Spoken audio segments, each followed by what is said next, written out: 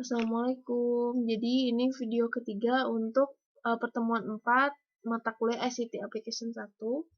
Kita akan bahas nih yang pertama, ada yang namanya tab Home. Tab Home ini merupakan tab yang paling banyak digunakan untuk menggabungkan semua fitur format teks seperti font dan perubahan paragraf. Nah ini ya teman-teman.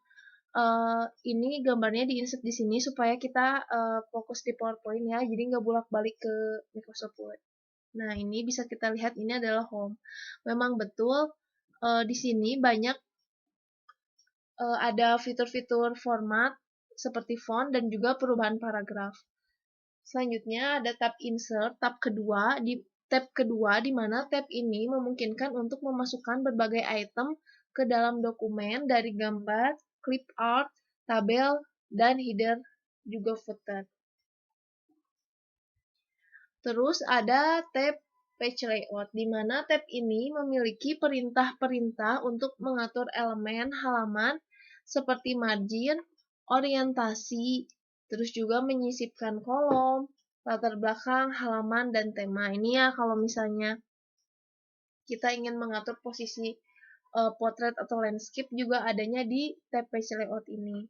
Terus selanjutnya ada yang namanya tab reference, di mana di tab ini ada perintah-perintah atau fungsi-fungsi yang bisa kita gunakan untuk pembuatan daftar isi dan halaman kutipan. Gitu. Jadi kalau misalnya teman-teman mau bikin daftar isi, bisa menggunakan tab reference. Selanjutnya ada tab mailings. Nah, di tab ini kita bisa mengirimkan surat seperti mencetak amplop label dan gabungan pengolahan surat. Misalnya kita membuat surat atau membuat label undangan, itu kita menggunakan tab mailings ini gitu.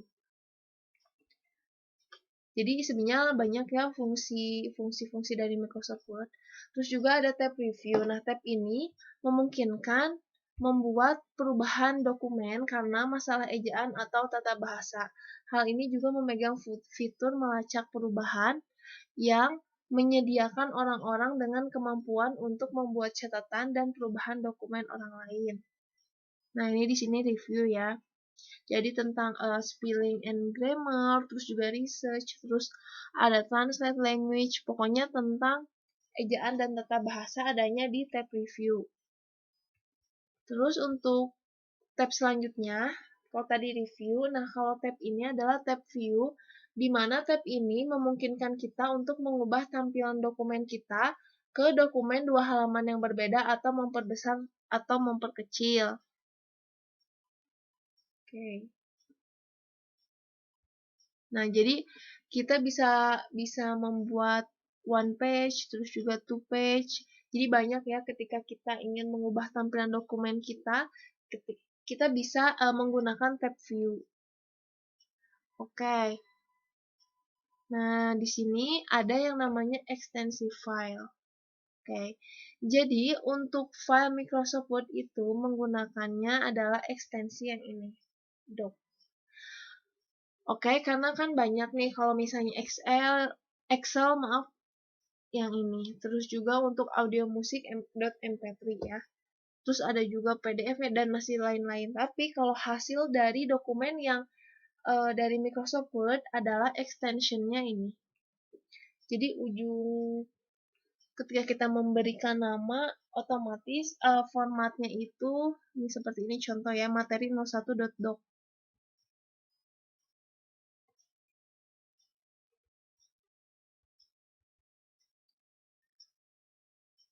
Nah, terus Microsoft Word 2010 memiliki 4 file extension.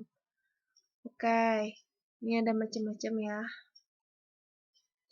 Terus ada catatannya, sejak versi 2007, Microsoft Office menggunakan format file yang disebut OpenXML atau bahasa standar web. Itulah mengapa ada penambahan huruf X pada ekstensi file Microsoft Office dari versi 2007 ke atas, yang awalnya doc menjadi doc. Jadi teman-teman yang nanti Word-nya masih ada pakai 2007 boleh dicek.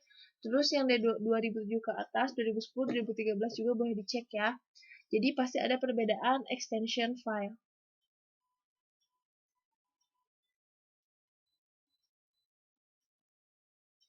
Oke.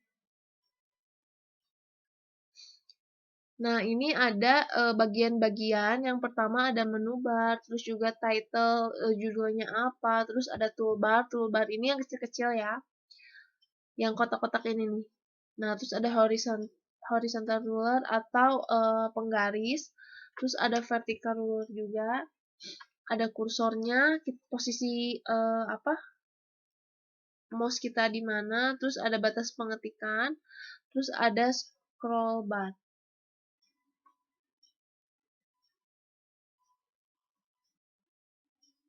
Oke,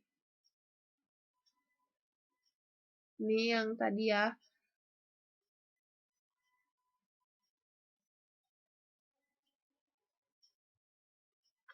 Ini. Oke, untuk ini Ibu rasa udah pada bisa ya, kayak seperti membuka, terus juga mengubah orientasi page, margin, dan lain-lain, mengubah ukuran halaman, menyimpan dokumen, kotak dialog. Oke. Nah, selanjutnya, jadi kalau kita nih belajar yang namanya Microsoft Word, itu ada yang namanya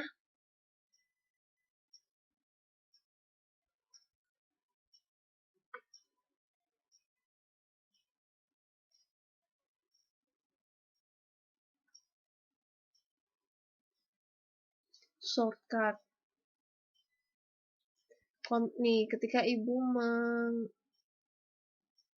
menekan Ctrl plus A, yang terjadi adalah memblok seluruh dokumen. Ketika Ibu menekan Ctrl plus B,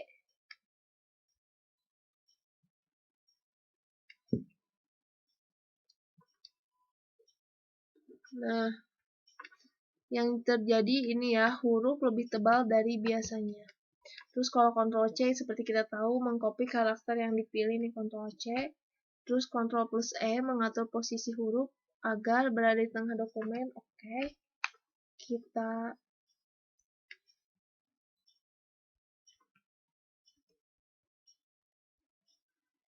terus ada Ctrl F. Nah, shortcut ini sebenarnya ini untuk memudahkan kita. Terus ada Ctrl G menuju halaman yang ingin kita inginkan. Oke. Oke, itu Ctrl G. Terus ada Ctrl H, replace, kalau misalnya kita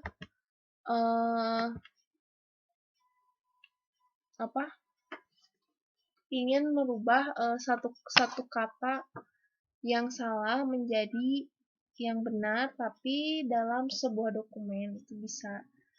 Misalnya kita ingin mengubah kata untuk, misalnya kita salah ketik, harusnya menjadi. Nah, kita nggak usah ketik satu-satu, kita bisa replace all. Nah, ini contohnya tadi, ini asalnya untuk menjadi. Sekarang kita Ctrl Z ya, sebelum. Oke. Nah, kalau Ctrl Italic, nah ini jadi, oke. Terus ada Ctrl Justify.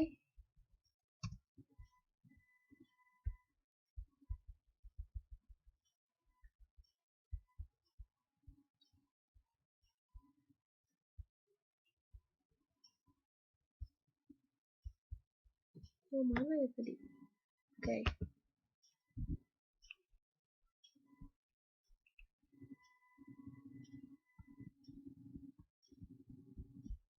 Nah, untuk mengubah posisi teks agar letak kiri kanan. Terus Ctrl K.